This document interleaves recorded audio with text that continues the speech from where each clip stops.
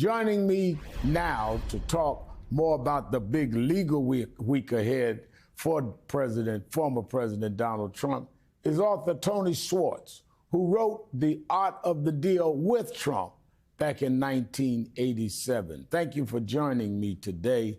Let me go right to the point, Tony. Last week during jury selection for Trump's hush money trial, potential jurors was asked if they ever read The Art of the Deal. What were your thoughts when you heard that your book that you did with Donald Trump had come up in the case? I feel, Reverend Al, that I've been doing penance now for about 30 years for having written that book as a young man. When I hear that it comes up as a question, what I think is, I painted a very fictional version of Donald Trump back in 1987 when he was just a mid-level real estate developer with a big mouth. The presentation I made of him made him seem to be a man of more skill and cleverness and moxie than he really is. And so I've regretted it ever since.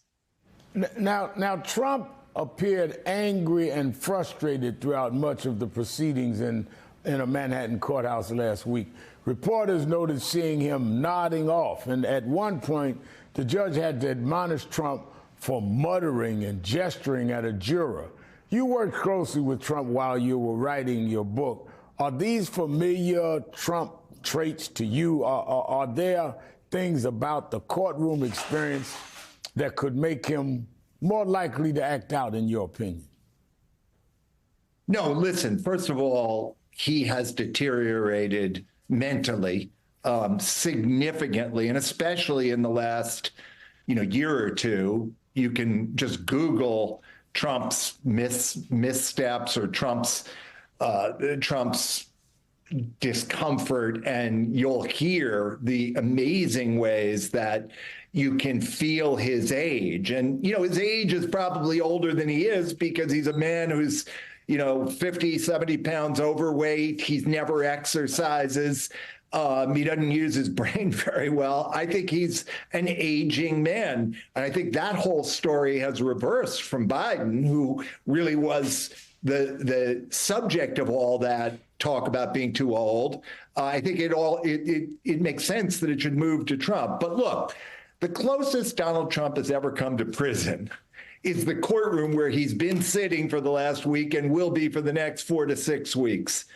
Maggie Haberman this morning in the New York Times wrote so insightfully about the fact that there's almost nothing in the world that Trump could hate more than having to sit in one place where he's not in charge and listen to people saying awful things about him without being able to say a word back to them. It doesn't surprise me that he's falling asleep.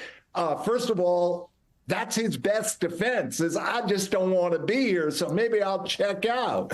I also think it's part of his age.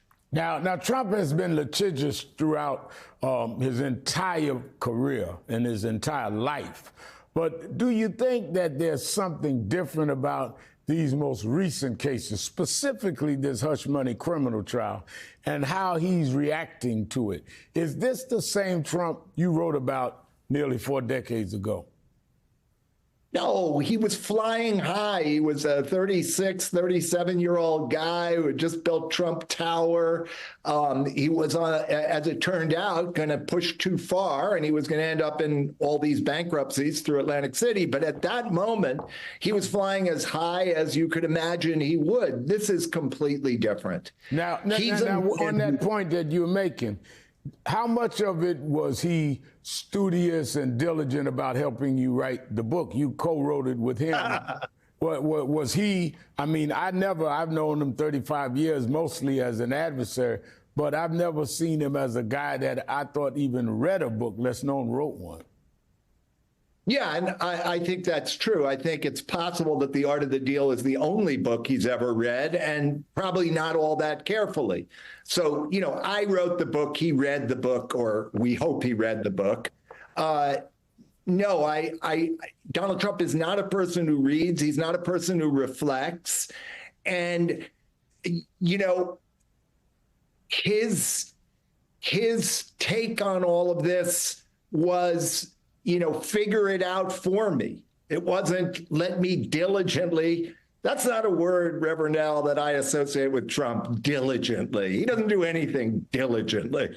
And his attention span is very, very short. So it was almost impossible to get him to sit still for that book. So imagine him now 8 hours a day in a courtroom, day after day after day. Here's what's going to happen. It's going to wind him up into a lathering rage over the coming weeks. He can't control himself under ordinary circumstances. I think there's a very good chance he's going to blow.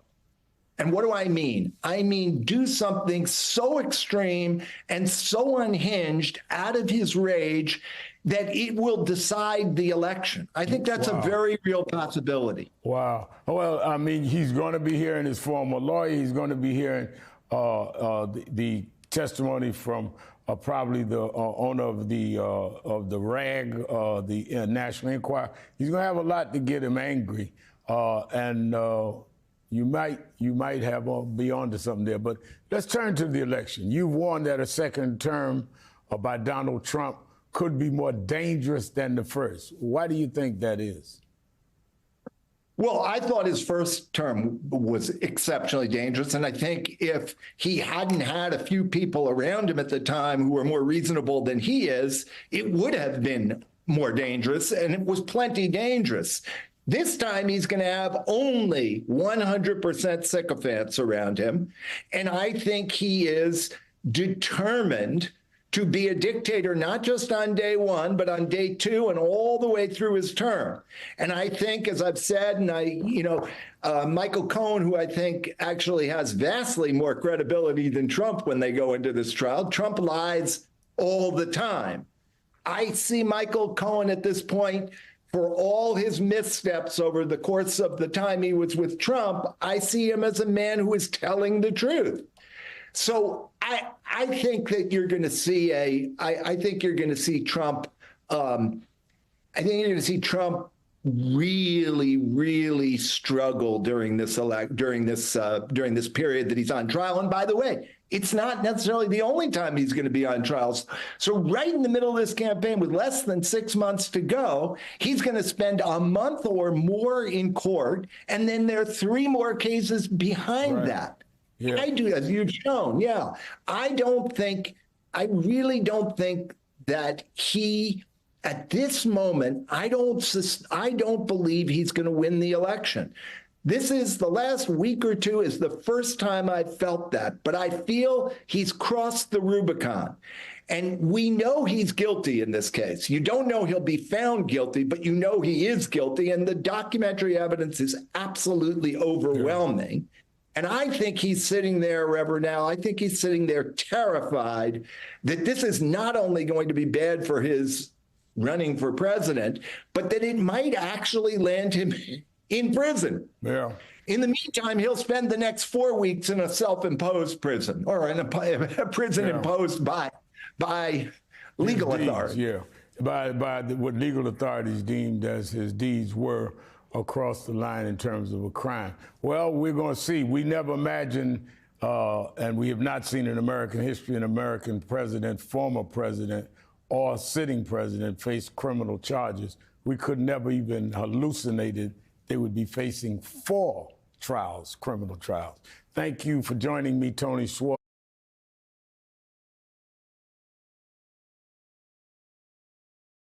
Hey everyone, MSNBC has a new and improved app. You'll get real-time alerts and analysis, live blogs, in-depth essays, video highlights, and the best 2024 election coverage. Download the new MSNBC app. Here's how to do it. You tap on the App Store on your phone. You hit search on the bottom right corner. You type in MSNBC. You click on the MSNBC app. You click on Get or the cloud icon and enjoy it.